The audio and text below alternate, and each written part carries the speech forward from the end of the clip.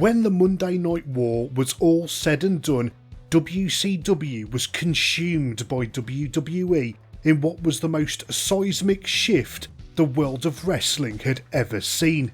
Vince McMahon stood tall in the new millennium after years of being held over the brink of destruction himself by WCW and its bold, brash leader, Eric Bischoff. For any wrestling fan who has only learned about the Monday Night War in retrospect rather than living through it, it's really hard to describe just how intense it was at the time, not knowing how things were going to play out. The very thought of Vince McMahon and WWE being put out of business in 1995 seemed unlikely, despite WWE's almost unwatchable output at the time. But by 1997, it was looking a likely prospect as Eric Bischoff was producing killer ratings for Ted Turner on TNT thanks to his renewed vision for the business as an adult product rather than one for children and families. Whether he will admit it or not, Bischoff's refocusing of American pro wrestling would influence McMahon himself in 1998 as he in turn repositioned his product to appeal to a more adult audience, while Bischoff would eventually lose his grip on WCW, allowing WWE to overtake the competition and eventually buy it outright. As Vince McMahon paraded his win in front of his cameras and his audience, he polled the fans live in the arena on Raw as to which WCW personalities they would like to see join WWE. Some of the names mentioned seemed plausible. You got Scott Steiner, Goldberg, Sting. McMahon made it fairly clear that the likes of Jeff Jarrett, who had screwed him over in 1998, would never return to the company. In the end, it would be his decision as to who would find renewed employment with the only mainstream wrestling promotion remaining in North America. At the time, as a wrestling fan, WWE really was the only mainstream option to watch. It would be almost a decade before TNA would look anything like a second place contender, and we all know what happened there. With no other game in town, nobody ever thought they would see Eric Bischoff again. Surely hell would have to freeze over before the man who almost put Vince out of business would appear on his TV show. Everyone assumed he would be one of the few people in Jeff Jarrett's camp. Before Vince stepped in to buy WCW, Bischoff himself had attempted to form a group in order to purchase the company. He said in his autobiography, "When the deal fell apart, and because of the way it fell apart, I was disheartened and disappointed. My life in pro wrestling was over, not with a sparkle, but a splat. There was no way in the world I was ever going to work for Vince McMahon. Joining WWE was out of the question. I didn't see that happening in my lifetime, so I geared my mind towards developing other projects." WWE ploughed ahead with the sale and presented the dream scenario on screen of a WCW versus WWE turf war, something fans had fantasised about for years. The actual presentation fell flat as WWE had not paid the high cost to hire many of WCW's actual superstars. The likes of Sting, Goldberg, Kevin Nash, Scott Hall and Ric Flair were nowhere to be seen. Instead, they were still collecting their check from Time Warner. Eventually, all of those superstars and more would end up in WWE over the coming decade. However, they were not there for the invasion of WCW in WWE. Unknown to wrestling fans, Bischoff could have been a key component in the storyline, however. According to Bischoff, Jim Ross had actually given him a call shortly after Vince McMahon had bought WCW. "Ross blamed me for every bad thing that had ever happened to him. He told people I fired him when that wasn't true. In fact, he'd made such a public enemy of me, I think to endear himself to the crowd and get himself over, that in real life it carried over. I could tell that he wasn't excited about talking to me. Vince or someone must have put him up to it. WWE had decided that it would be a good idea to shoot an angle with Vince McMahon and me the following Monday. I asked what they were thinking. Ross was pretty vague. I called Ross back and thanked him. Maybe we can do something down the road. The timing just isn't right." Bischoff turned down McMahon's offer of entering WWE as an on-screen personality.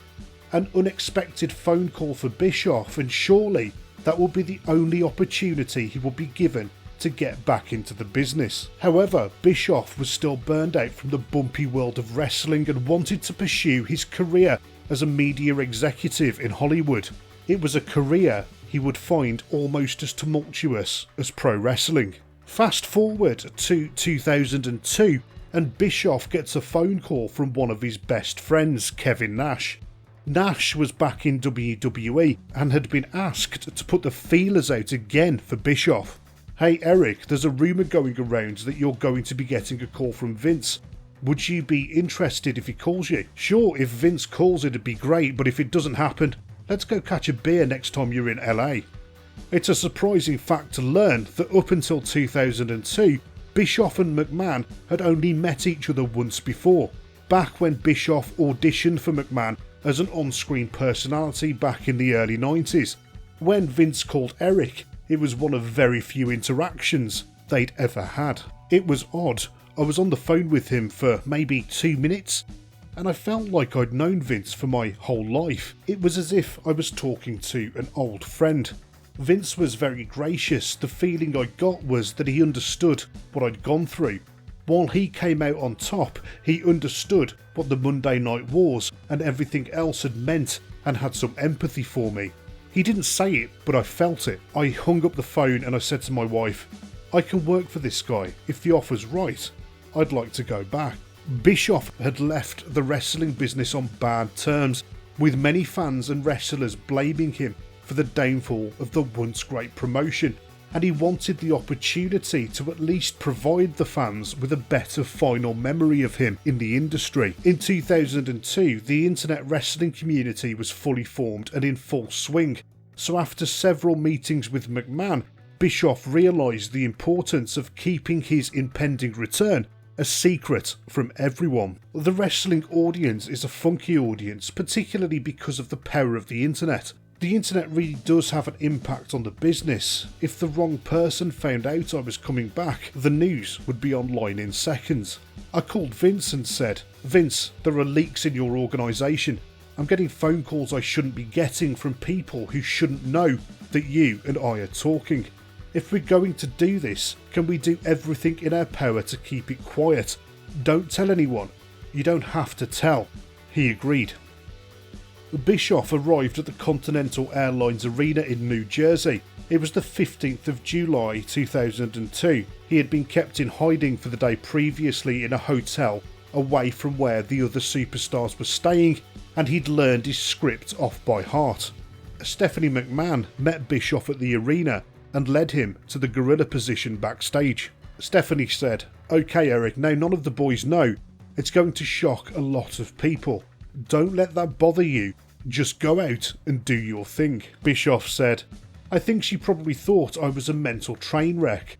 She was sure that half the guys in her locker room were going to want to kill me and the other half would cheer them on, but I was just as calm and relaxed as I've ever been."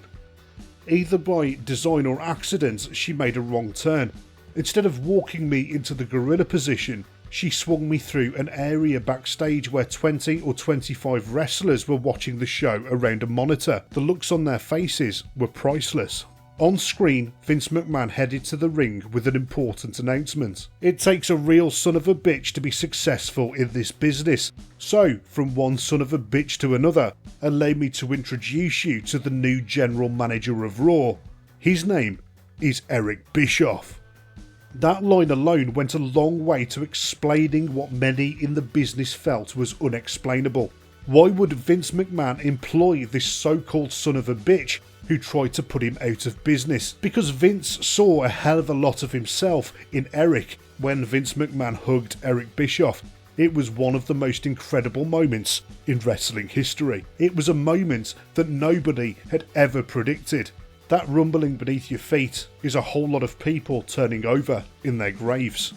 The audience was so surprised they didn't know how to react.